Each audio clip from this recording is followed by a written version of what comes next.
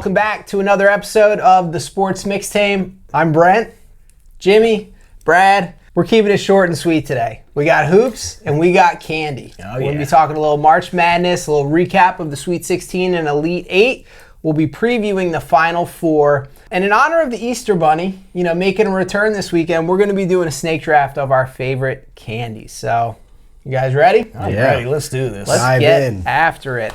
Let's start with the Sweet 16. Yeah, I do want to talk about your boy, Cuff. Before we get there, I'm bitter. After the Duke game. I got to go Freddie's corner right away. Yeah. What's up with the timing of these Sweet 16 games? I couldn't watch. I couldn't watch. Don't air these during my daughter's dance competitions, all right? You can't watch two games at one time. They get both games going at 7 or one at 7 and one at 7:30. And I don't know why they do that. You have all day when it comes down to it. And then you got the 10 p.m. starts. I mean, I get that they got to accommodate the West Coast, but the timing of these games, I was not a big fan of. There's 4 games in one day. Spread them out so you can see every part of each game. At least so you could see a half of each game. Do a 5 o'clock start, a 6 o'clock start, a 7 and 8, or whatever it is. But anyway, let's get to Acuff. Yeah. Anyway, Acuff. Yeah. Your boy doing it again in the Sweet 16. Raising his draft stock. I mean, this guy. We started talking about him at the beginning of the tournament. Anyone who's a doubter, at this point, is just, this guy is phenomenal. 28 points. They got stomped out by Arizona, but putting up 28 points against them, that's elite. He can hoop. And speaking of Acuff, you know who's proclaimed him as the next big star in the NBA. This guy right here. Yeah, Iverson loves him. They signed him to the Reebok contract. Yep. I think Acuff answered a lot of questions in this game. He's an unbelievable athlete. He's a little smaller. He's a combination of Iverson and Brunson. He's probably like 6'3", but there were a lot of questions about his ability to finish at the rim. A lot of people think for him to take that next step in the NBA, because he's smaller, he's got to have a rim game like Brunson or Kyrie. Yeah. But look, this Zona team is a big team, and he was scoring at will against them. I thought that was one of the most fun matchups to watch was the Acuff versus Berries. Yeah. Berries on Arizona, that kid can play too. It's the reason that I think a little preview that Arizona is going to give Michigan some problems is because of that elite guard play they have. But Zona was just too big and too strong in this game for Arkansas to be able to keep 109 points. Unreal. Yeah. Any team in the tournament. We also had a crazy exciting finish in that Purdue-Texas game. The tip in at the last second. That was a back and forth battle all game. Mm-hmm. And then in my opinion, one of the best games of the tournament, that Duke-St. John's game. Yeah. Back and forth. That was a great game. St. John's could have made some noise if they would have, been able to pull that one off. Right? They didn't have enough shooters. I know they wouldn't have given up a 19-point lead in the next round. I don't know why that kid, I can't think of his name off the top of my head, why Patino didn't play him more in the second half, the curly-headed big kid. He was from New York.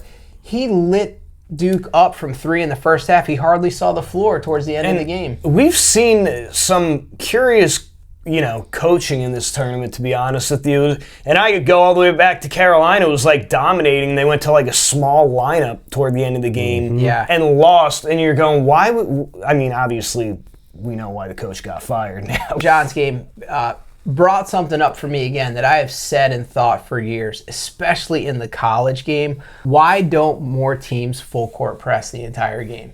You saw it years ago with that 40 Minutes of Hell Arkansas Razorbacks team. Corliss Williamson, Nolan Richardson was the coach. If you have a good counter, though, you're scoring 2 every time down the court. Not if you're good at it, though. If you have athletes, you remember those Kentucky teams back in the day that Patino coached? They were 40-minute full court press. So he's brought that to St. John's. I really think you can mentally wear teams down. And I'm just curious why we don't see it more often, especially from teams that can't athletically keep up with other teams. I think it's a neutralizer. It's a way. Now, granted, you got to have dudes that are in shape. You got to recruit correct. You need the coach, and you need to recruit the right guys because, like you said, a lot of these kids they don't want to play defense. Exactly. They just want to come out and score. So. Well, one more game from that Sweet 16. If we're going to talk about a losing guard that looked good, obviously Michigan put it on Bama 90-77. Michigan, another team. I'm really excited about this Arizona-Michigan matchup. Yep. But Phylon Jr. for Bama, that kid can hoop. He dropped 30. He's a baller. He's silky smooth. He doesn't have the the strength or some of the physicality, but he moves and gets to his spots. He had a great game in this one, and I could see him.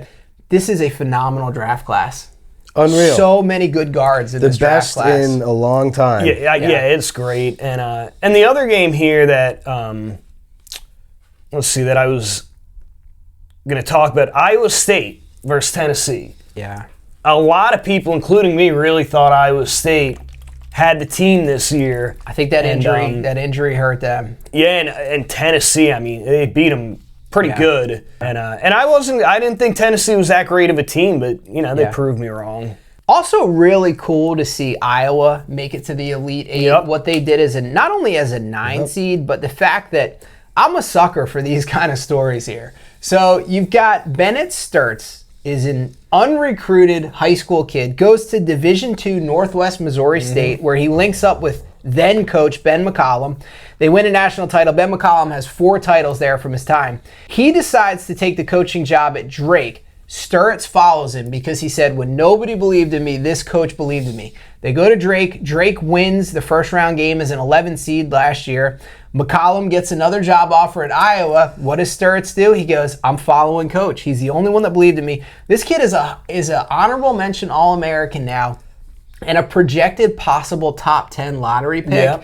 He's like what you think of when you think of the movie like Hoosiers, right? He's all the fundamentals. He almost has like the flat top look too. Kid can shoot it a little bit. He did his best to try to keep Iowa in that Elite Eight game. Here's the thing that I love about this kid though.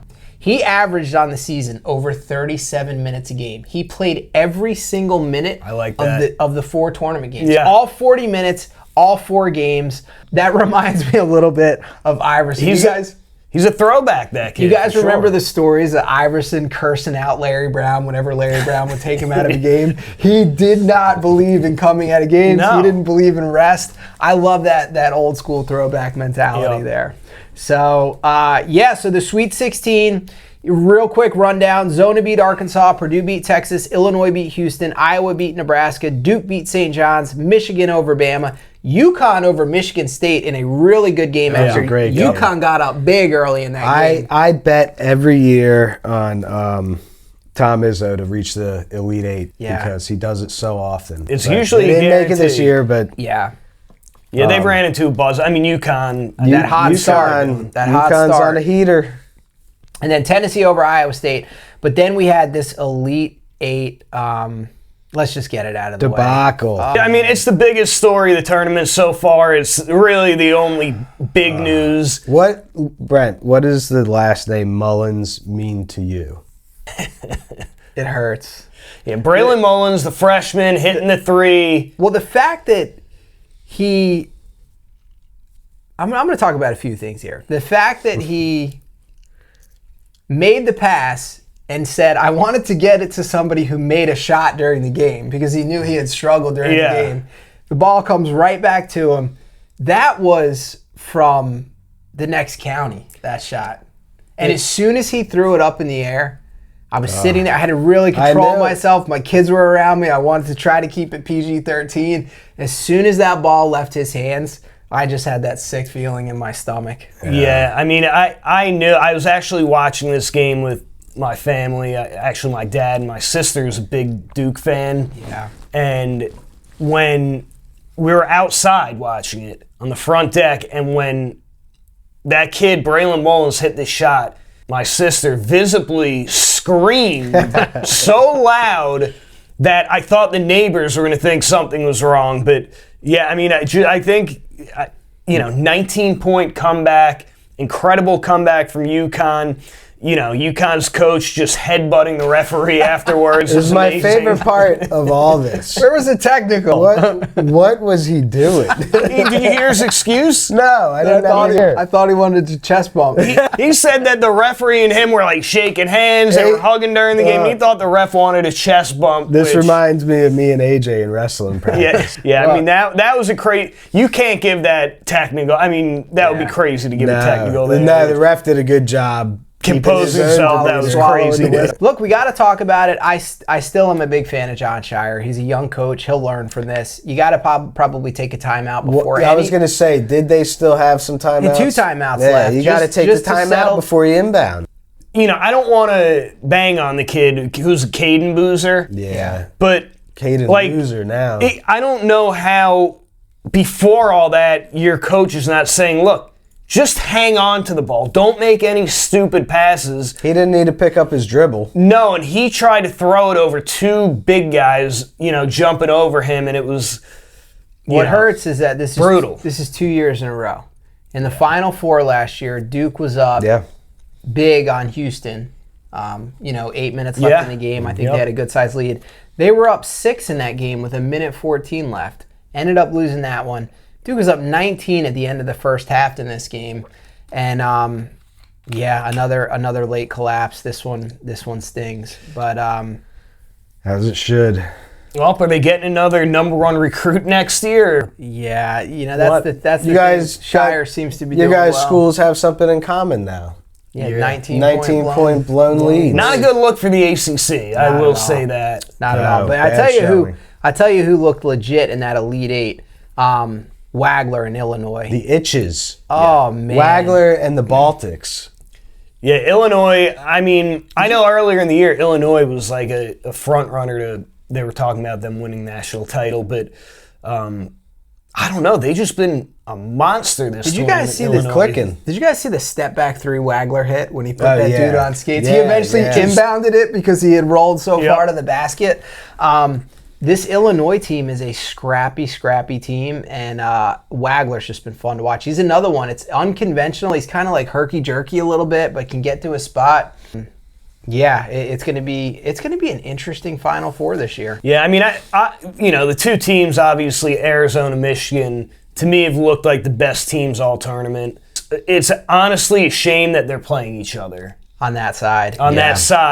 Yeah. That's going to be a battle down low. Yeah, because I think whoever Big wins that boys. game is probably going to win the title. But, I could easily be wrong. Like you said, Illinois is playing great, and UConn, they just have the magic right now. There's some big boys on both of those Michigan and Arizona teams. The size is going to be really fun to watch there, and we'll discuss that in a little bit because we're going to eventually get to the Final Four preview. But you guys have anything left on the Sweet 16 or Elite 8? March is it's so much fun. As much as that sucks to watch, that Duke loss for a Duke fan, that's the kind of stuff that makes March so special. Yeah. It's a one-and-done tournament. This is not a series. This is not, in the NBA or in baseball, typically over a 7-game series, the best team is going to win because things will even themselves out. But the excitement of a one-and-done is after this, I hate it after the Sweet 16 because it's such a great couple weeks of basketball all the time. Yeah. And then you get to the Sweet 16, it's over, and now you don't get as many games. You just wish it could last longer. Yeah. Or they timed and spaced the games out. Yeah, exactly. The first 2 weeks, you've just binged games. I know.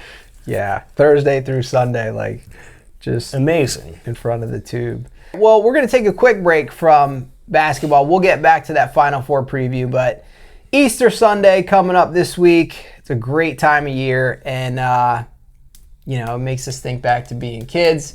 Easter Bunny hiding baskets, hiding eggs. So that got us thinking, it's time we talk a little bit about candy. So we're going to do a snake draft on our favorite candies, what we think the best is. New, old, chewy, chocolatey, it doesn't matter. Jimmy, you got the hat over there. It's hard to get rid of some of the pick? old school favorites. With the first pick of the Candy Snake Draft. 2026 Candy Draft. We've got Brad. It's my first pick. Yeah, #1. Number 2. It's a lot of pressure. Brent, and then Jimmy. So this will be easy way to remember. It's going to go back and forth just like this. We got Brad, Brent, and Jimmy. Brad brought some props here. I brought a few. Very nice. A few of his favorite. Look, Rolo, that is a completely underrated candy that on Halloween when I was younger, all my friends used to hate Rolo, and I would just tell them, put it right in my bag. Look, I'd love to take this #1, but I can't. I couldn't grab my favorite, Reese's Pieces. That's what I'm going to take off the board, number one. Yep. It's the perfect combination, peanut butter, chocolate, but unlike the Reese's Cup, it's got a little crunch to it with that nice Reese's Pieces outer shell. I think Reese's Pieces might be one of the most addictive candies. Like, you can't get a bag and just eat a little bit. And not eat the whole bag. Two favorites that are back and forth, and Reese's Pieces was one of them. I found out some interesting stuff about the old Reese's Pieces. Tell us about it. So in 1982, this candy made an appearance on the movie E.T. Yep. Which boosted sales by 60% that year after being shown on that. Reese's Pieces, the only chocolate in it is actually in the shell. It's the difference between the peanut butter cup. That's why I love it. I agree. Yeah. Fun little tidbit here too, the ratio. I never knew this. I thought it was even, orange, brown, and yellow. 50% orange, 25% brown, 25% yellow on a typical package of Reese's Pieces. This to me is a go-to at the movie theater. If I'm going to the movies, are you a handful with popcorn or one at a time, kind of? A couple. I'm a couple, but I start with one at a time, and then it just builds momentum. Then you pour in the bag. Yeah. And I heard this from someone else at some point. You get the movie theater butter popcorn. Couple pieces of popcorn, a couple Reese's Pieces, a little salty, and sweet, savory. Yep. Nice choice there, Brad. Yeah. All right. With my pick, I'm going with my overall number one. I got a little present for you guys here. Brad's not the only one with props. One of the goats. We're going Sour Patch Kid. Oh, now, do you guys have a favorite flavor Sour Patch Kid? Green. I'm a blue guy. Green blue? all day. Green, blue. I myself am an orange guy. Couple little tidbits. And blue here. is a newer. I don't want to say new, but blue is a newer edition. It was not in the original. So, blue. Did you guys know? Yeah. Or sour sweet gone. These were not originally named Sour Patch Kids. These were originally named Mars Men. Following the space craze back from, I think in the 70s, this was when NASA was trying to get, to space and people on the moon. They were renamed in 1985 to match the Cabbage Patch Kids craze. Sour Patch Kids to me, can't beat them. Yeah, and they were originally shaped like aliens. Interesting. When they first came out, they were first shaped like aliens due to their name, and then they obviously changed them to look like little dolls. Little Sour Patches. All right, well, for my pick, I don't want to dip too much into the Reese's bin, but you can't have a top three here without Reese's Peanut Butter Cup. Now, yeah, that's my number one choice. Reese's Peanut Butter Cup was actually created by a dairy farmer working for Hershey's. Went out on his own, created the Reese's Peanut Butter Cup, and this is consistently, I don't know how many years in a row, but they do polls, consistently ranked as a number one candy favorite in America. Yeah.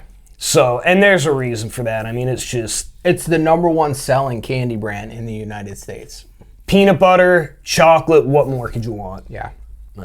Well, and what's nice too is around the Easter time of year, they make them in the shape of the egg and all different, all different. Oh yeah. Speaking of Easter eggs, did you ever get one of my chocolate covered Easter eggs that one year? What were they, real eggs? No, it was April Fool's. I think Easter landed on April Fool's one year. So I made a dozen raw egg chocolate covered eggs.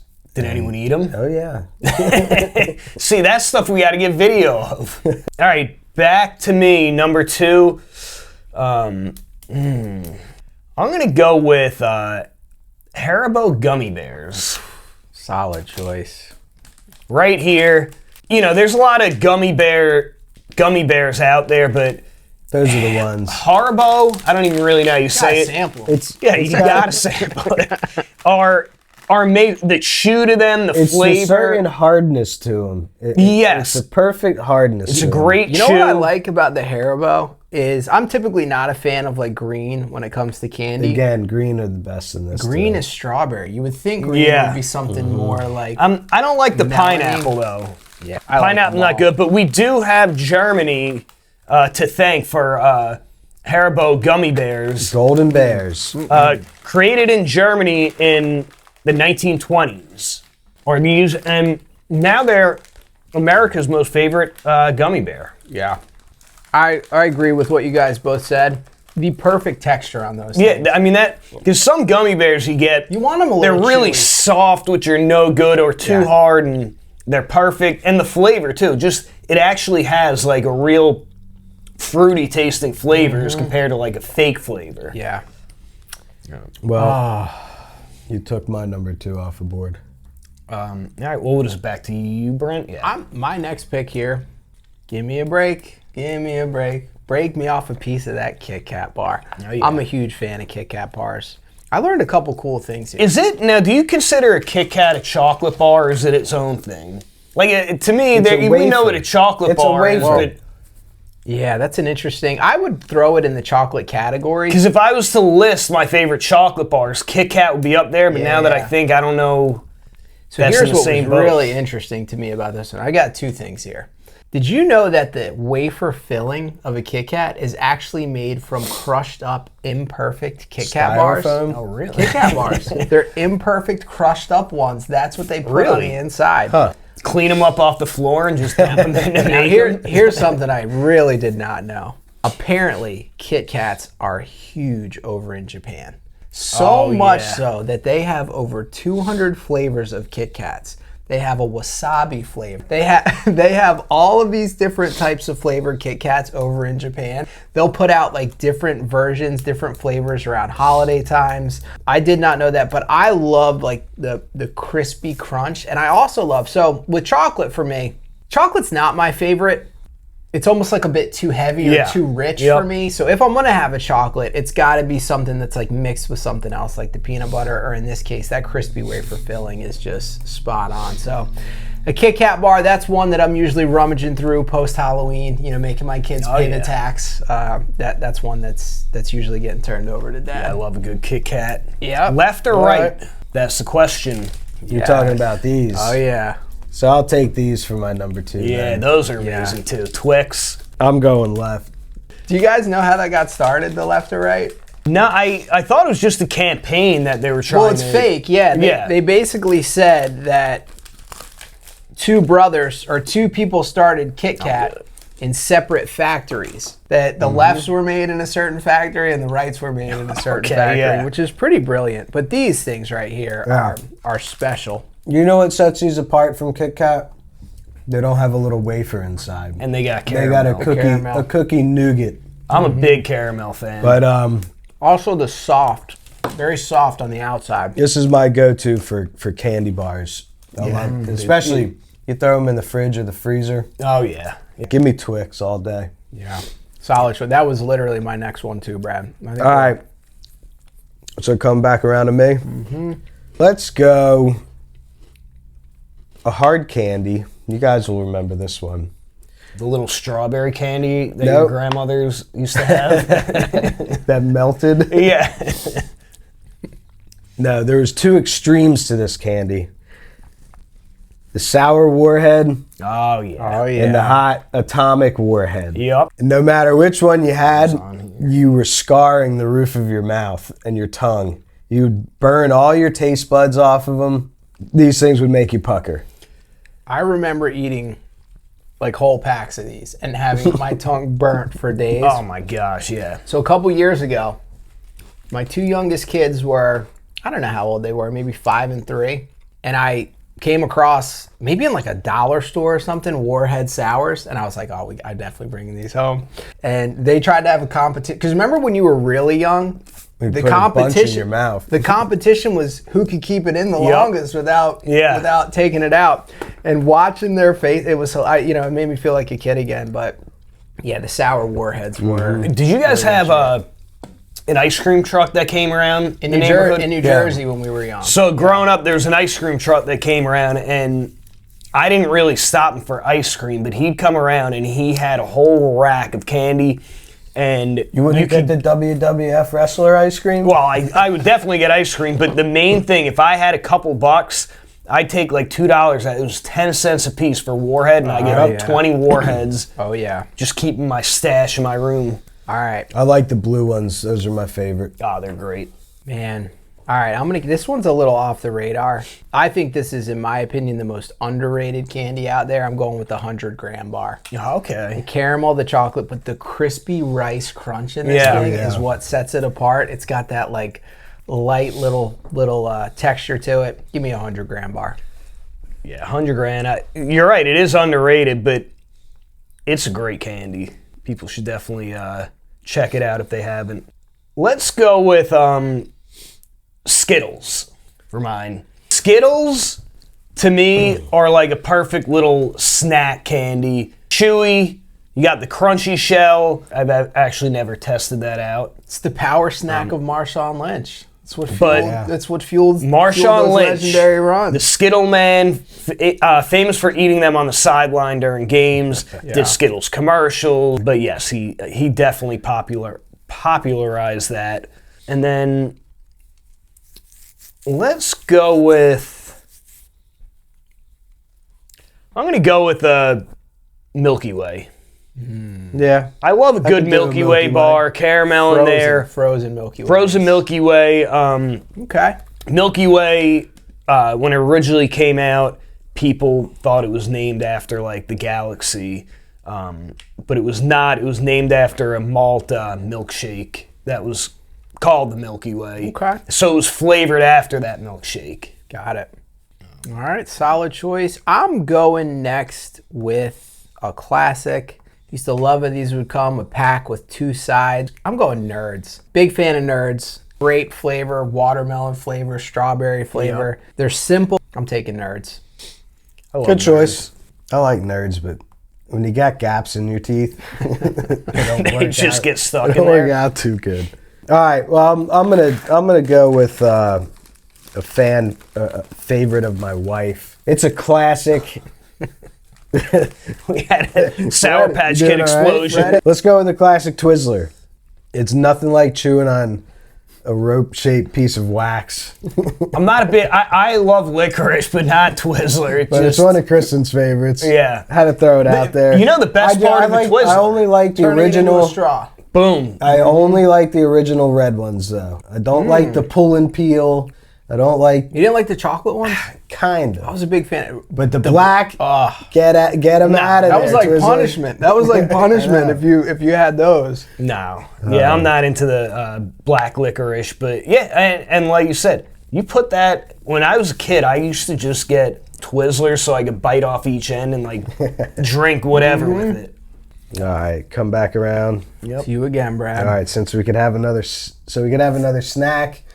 I'm going to go Rolo. Yeah, that's a great choice. Now talk about an underrated candy. Great Rolo. choice. Again, perfect amount of caramel inside and what's it, taffy?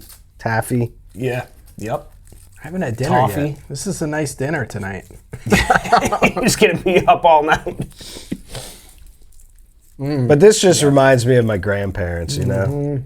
That's a Grandma always had these melted in her purse. That's a grandparent candy right there. It's such a good flavor, though. This and a Werther's, nothing like it. Yeah, Werther's and those strawberry candies.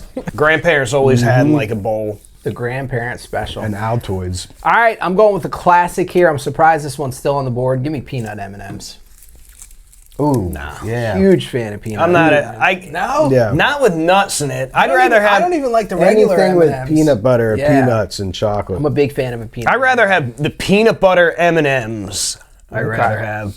Those are the ones that come in like the orangish reddish. Yeah. Yep. Yeah. But yeah, I mean those are so I feel like those are probably the peanut ones and one of the most popular M&Ms. Well, the peanut butter M&Ms are just, their version of a Reese's Pieces, and it doesn't come close. It's just the bigger version of Reese's Pieces. The peanut M&Ms. I feel like it's like that's like a snack that fills you up a little bit. Yeah, I feel like I always lean more toward fruity candy than chocolate candy. I'm the same way. I prefer chocolate. To me is not quite as good as like a gummy bear or. One hasn't come off the board though yet that I'm surprised. Talking about energy.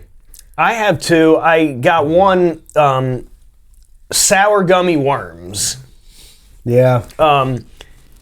It's just different. It's different than the other kind of sours. It's not like trolley kind. Yeah, they're great. The sour worms, I love those things. And then I think they started making like different shapes and stuff. Have right? you seen the new ones? They have all different kinds now. Yeah, the new ones. It's octopi. It's a like double-headed snake, and one side sour, one side nice. Sweet. The kids love for the kids. Yeah, just a taste.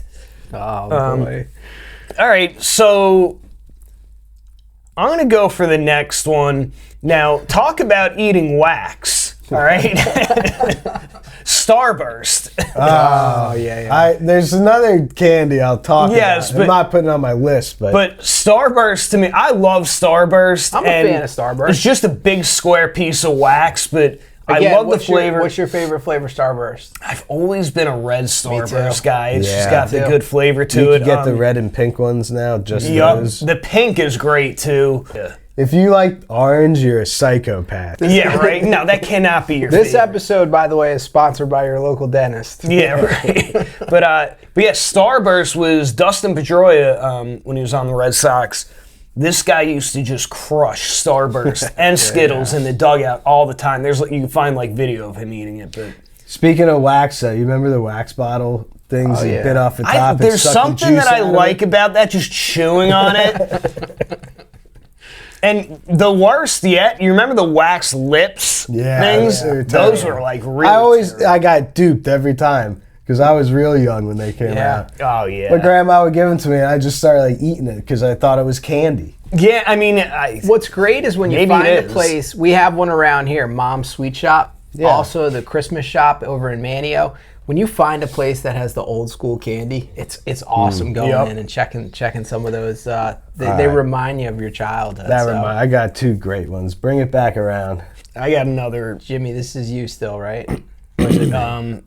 No, I think I did. Okay. Yeah, you hit two. Anyway. So this is one that I don't know if you've ever had this, Jimmy. I'm sure Brad has had this. I have a brother-in-law who's from Australia. Yeah. And for Christmas a couple years, his parents would send over these dinosaur gummy bears. They're called the Natural Confectionery Company. They're fantastic. These things, they would get sent over in packs for my whole family. And I'm not proud to admit it, but the family would not see a lot of these. Nah.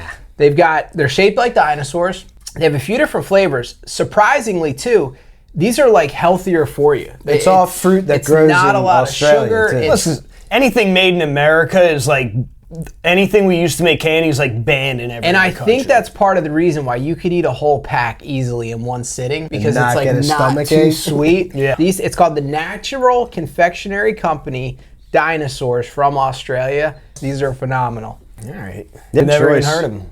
Hungry? Why wait? Grab a Snickers. I'm surprised that lasted this still on the board. That's like a meal. It's a meal. You know, you triggered it in my head when you were talking about your last pick, making you full. Yeah. But yeah, I've had it for plenty of my lunches before at work.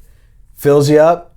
You get the peanuts in there, give you some protein and energy, and get going on with the rest of your day. Little trivia for you. Snickers came from the Mars family. The name Snickers, it was named after the family pet horse. That's where we got the name Snickers from.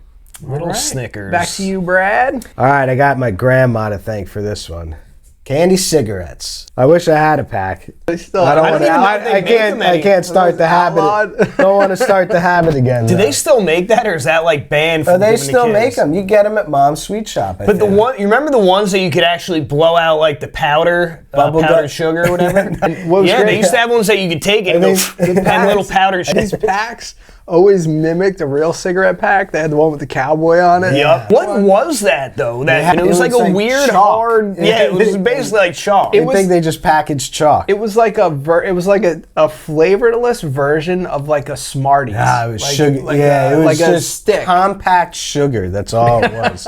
But I mean, you opened a pack and you just chain smoked them until they were gone. We would sit around. The tips were red. We're 4 and 5 years old sitting around playing poker. You remember they used to have taffy cigars. That and bubblegum cigars. Yep. Yeah, I do remember bubblegum cigars. Nah, that can't go wrong. Candy cigarettes. All right, you get another one there, Brad. That was it. Snickers and candy cigarettes. Okay. I'm going to keep it in the chocolate family. I thought this was really impressive that this was like a single guy that invented this, is the same guy that also created a Baby Ruth, but I'm going with a Butterfinger. Yeah. Give me a Bart Simpson Butterfinger. He made these things famous. Nobody better lay a finger on my Butterfinger. Talk about this one. What even is It's so good. What is that? What's the orange? I think it's like a toffee type crunch something. I don't really know, actually. Man, it is a cavity. That's all it is. So the best things they ever invented were the Butterfinger BBs, I think they were called. You remember that? They were little balls. Yeah. That was great. They're great in ice cream. Little chunks of Butterfinger in the BBs. All right, let's get a little weird. I'm going to go back to one that I loved as a kid. I probably haven't had this in... I couldn't even tell you. The dots on the paper. Oh my God, I hated those. We used to always get those, and you try and get it off, and you'd be eating half paper. You gotta lick the paper. What was that called? Dots on paper. I don't know. I remember getting that all the time, like rolls of them, and I was just like, God, what? And then I sit there and try and pick them off. Smarties. I was never a big fan of Smarties. No, I was not a huge. I'll eat Smarties, but I mean, I'm not a big fan of chalk. But but I will say this one. I'm going to go to my childhood. I'm a big fan of this chalk, Pez. Pez to me is just a fun candy. I know you know this, but I want to know, just as like a little trivia thing, and then if you can't answer it, I'll let you finish it. It has something to do with the candy that you just talked about. No. Now, all right. So Pez was created in Austria as like a mint for to help adults quit smoking. It was something that they could do to like... Very interesting. Just the oral fixation. Yeah, the oral fixation. And, Pez, there's a million different flavors, different kinds of Pez dispensers. So they decided, let's make a dispenser with someone's head that you got to suck out of their neck. Yep. It got so popular that they were like, let's try it for kids. How about the dispensers? They were awesome as kids. But the collectibles... Batman and... some of them are worth a lot of money. Yeah. And then the next one, another one from when I was a kid that I haven't had in forever, Pop Rocks. Ooh. I used to love Pop Rocks. Just that feel of them popping in your mouth. And then pour some Coke in your mouth too at the same time. Yeah. You remember the rumor where they said it would make your stomach explode? Now, Pop Rocks are awesome. All right. Man, there's so many good choices up here still. I'm going with...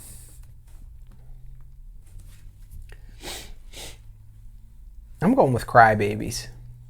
Okay. Yeah. You guys remember those? That was another one with the warheads. They were like wedge shaped almost. Yep. Had the guy, he had crazy hair on top of it. These were almost like not a hard candy, but it had a harder texture to it. Yeah. And it had all different, like light pink. Yeah. We'll go back into like the gummy area.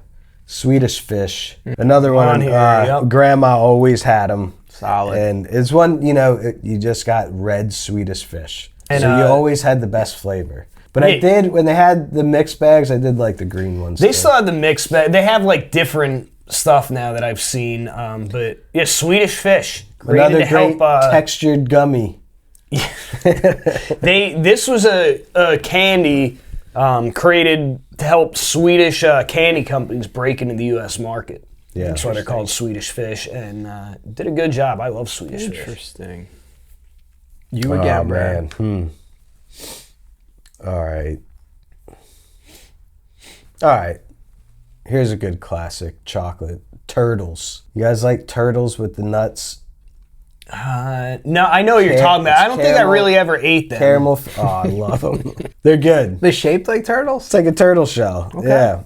I think it's just like diced like almond or macadamia. Well, it might be. I think it's walnut. Well, speaking of nuts, this one's polarizing. You either love them or you hate them. I used to love Almond Joys when I was a kid. Not me. Huge fan of Almond Joy. The coconut, Almond Joy and Mounds. That's like, you either love them or you hate them. My dad loved Almond Joy, and he coached, like Little League, Babe Ruth teams, and often on the way to a game, a Gatorade and an Almond Joy. That was like the perfect pregame snack. That's like in Good and Plenty's.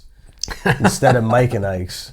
I actually used to love Good and Plenty. I don't know what it, because it's black licorice. I know, but that candy coating, it changed the flavor to it. Mima always used to have Good and Plenty. Yeah. You know, there's she was like Willy Wonka. There's sometimes things that I eat that I can't explain. I'm like, it tastes weird, but there's something that I like about it. That was one of those chewiness. Things.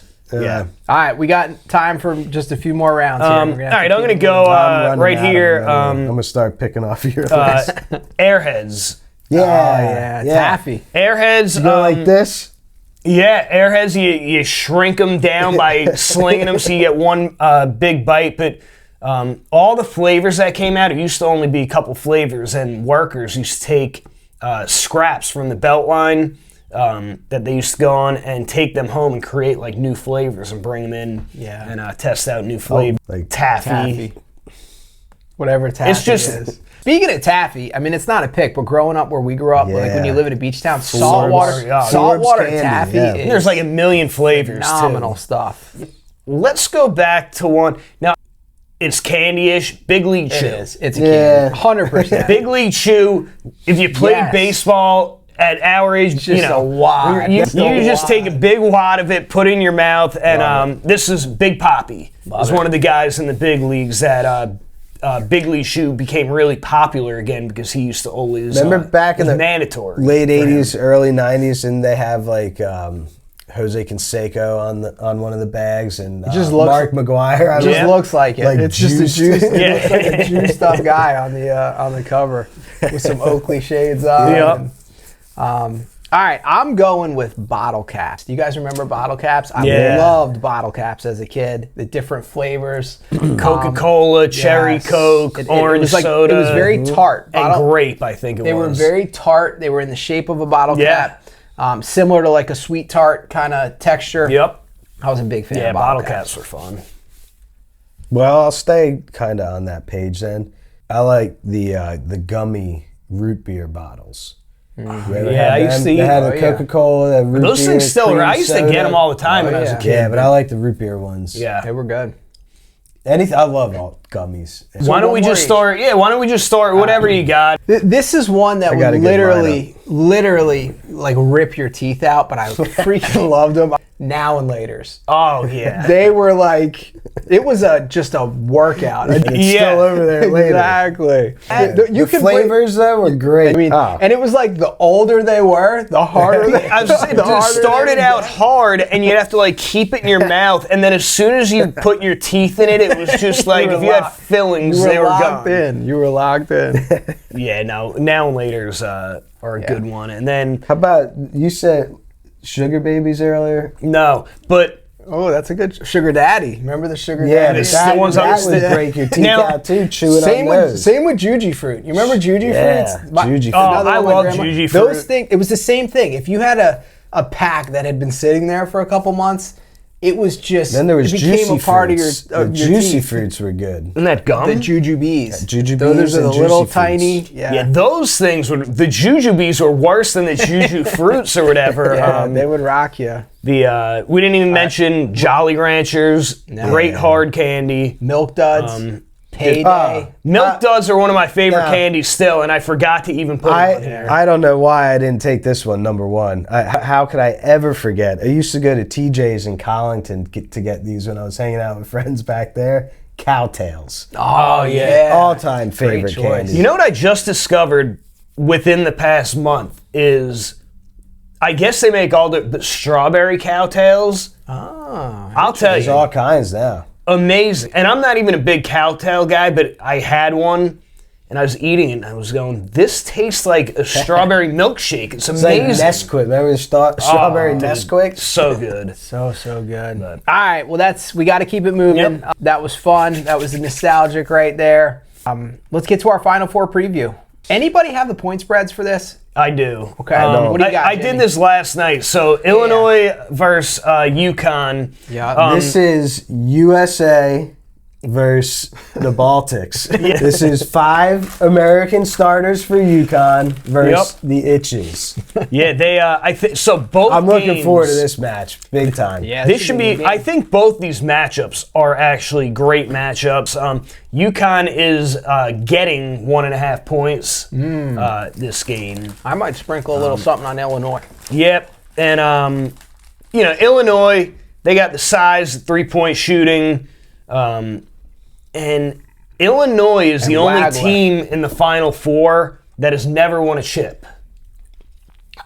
If I had a team to pick, I would love to see Illinois win this title. Yeah. That's who I hope to see. I don't think anyone's getting past Zona or Michigan. We got to talk about UConn's road to the Final Four. UConn has beat some teams. They beat a scrappy UCLA team. They knocked off Michigan State. They beat Duke.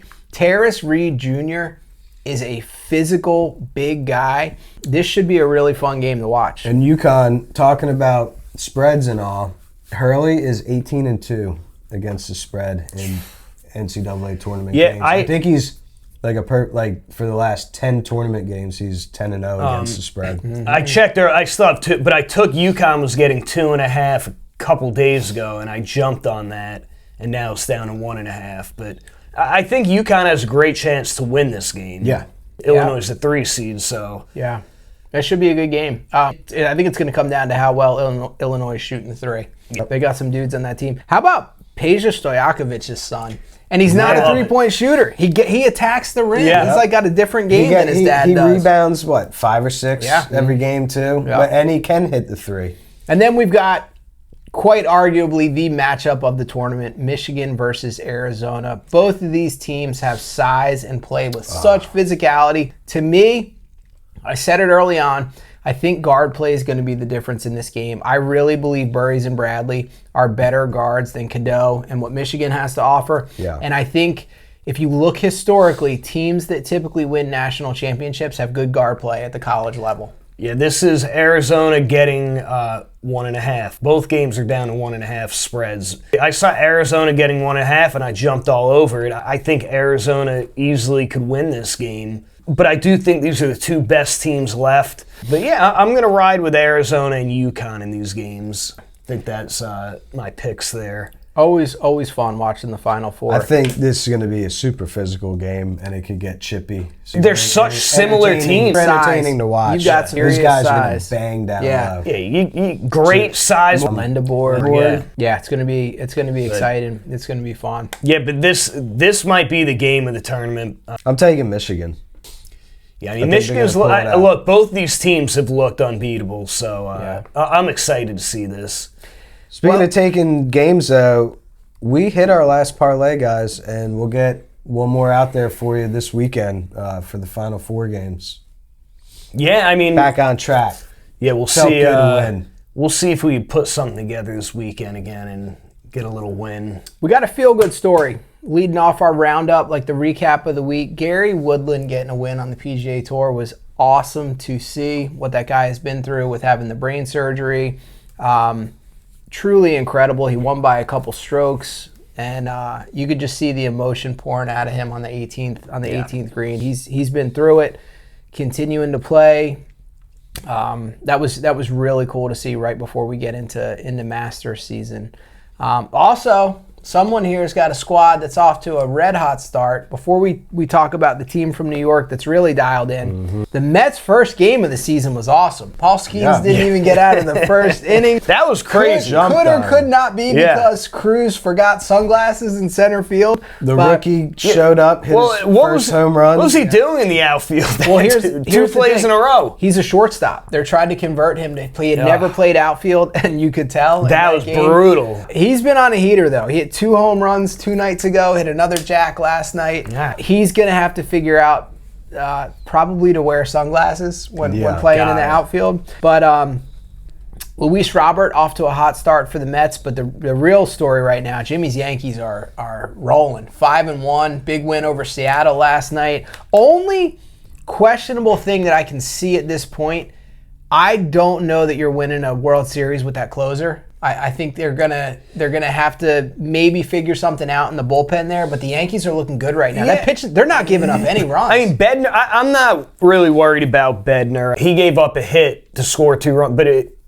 he came in bases loaded in a jam. They still won the game, but I'll tell you, it's all about starting pitching. Cam Schlitter, rookie last year, the guy shoved in the playoffs last year. He's I want to say the only Yankee ever in a 2-game span to let up 0 earned runs, 0 walks, and have 15-plus strikeouts. Wow. So, and you got Fried, who shoved game 1. He was my Cy Young pick for the year. And that was my thing all year. Cole coming back at some point. I think the pitching, if they could stay healthy, you get Garrett Cole and Carlos Rondon coming back at some point soon. So, yeah, I'm not going to get too excited yet. It's early, but yeah, you like to see it. Did you see the play Cal Raleigh made throwing out Bellinger at second though? No. Did Bellinger? Do you see Bellinger read his lips? Yeah, he put a seed right on the bag, and Bellinger goes. He's like, that throw was perfect. Yeah, he cursed and looked over and he was like, how? That throw is completely perfect. The guy didn't have to move his glove. To anyone who was questioning his defense like I was during the WBC, he's got the skills. Cal Raleigh, last year he's off to a terrible start. But I think he'll be. It's early in the year. Pitchers are always ahead of hitters this time. Yeah, these guys will be fine. That's been the Mets' issue so far. Mets pitching staff has looked awesome. The bats are quiet, not atypical for the start of the season. But you know what I want to see? We're just leaving men on base. I want to see just one more fully healthy Mike Trout season. He started out the season on a tear. I'd love to see that guy stay healthy. You hate to see the injuries that guy has had because he was on track to be one of the greatest ever. Yep. For the injuries. All right, you guys have anything else on the roundup? Let's talk about Tiger Woods flipping his car again. Stat of the day here. I don't want to bash on the guy. All right. But he's got more Deweys than John Daly. Yeah. Something's wrong with that picture. It's crazy. And, look, he claims that he was on his phone. He wouldn't submit to a breathalyzer or anything. And basically, so they arrested him for DUI. The cops thought there was something wrong with him, the way he was talking, looked, everything. He claims it was nothing. Sweating profusely. But he's got sand traps. But they did find 2 pills in his pocket. That were I didn't write it down, but put it this way: maybe for him it's prescribed, but and I don't want to bash him because look, he's one of the greatest ever, and you wanted to see him make this comeback, but he's stepping away, going to rehab, and hopefully he can make a comeback at some point. I watched him two nights before that accident. He was playing in the PGL Championship. And you could tell, before his last accident, too, he was on broadcast in one of the tournaments. It may have been the Masters or something, when he was coming back from injury. He physically looks terrible. Like, his body and everything. Yeah. He looked like he needs some help. Well, so we'll see what happens with him. He's going to rehab. But, lastly, I don't really want to finish this off with a Freddie's Corner. But can we talk about C.B. Buckner, Major League umpire? So, if you're not watching baseball, they have a challenge system now. All right? I saw this one wasn't even close. The amount as centered as you can get. The amount of calls that we're seeing that you're like pitches right down the middle that they're calling balls. This is crazy to witness, to be honest with you. And if I was an umpire, I'd probably just quit and be like, I'm not going to. This is humiliating. I'm not going to do this. But C.B. Buckner has been the worst. So I think 4 pitches in a row, he did a Yankee game that I was watching, and the Yankees batter would have been struck out. He challenged 4 pitches in a row and ended up walking because every pitch was not correct. And then a couple nights ago, I'm watching a game, and there's a throw to first base. C.B. Buckner is now the first base umpire. I don't know if you guys saw this. The guy runs to first, runs through the base, runs through. So the first baseman takes the ball and he tags the runner out. C.B. Buckner you're out. And so the announcers are going, wait, what happened? Did he turn? They looked, they said, no, he didn't turn toward first base. And CB Buckner's explaining, you didn't touch the base. He stepped so they right show the replay. The guy, top of the bag. I mean, and no you know what he was doing? And the announcers paused it and they go, CB Buckner's not even looking at first base as the guy. He's looking at like second base. And this is stuff that you got to go, how's this guy still an umpire? Maybe he needs a breathalyzer. They should breathalyzer every ump before. But if you didn't have a challenge, that guy would have been out. And he clearly stepped directly in the middle of the bag. But well, look, we got we got to keep it moving, but we have some exciting stuff coming up in April. The NFL draft is happening. Baseball's getting into full swing. NBA playoffs are going to be starting, and then a tradition like no other. We love the Masters. Yep. So stay tuned. We'll be keeping you guys updated on all things happening in the sports world. Until next time. See ya. See you guys.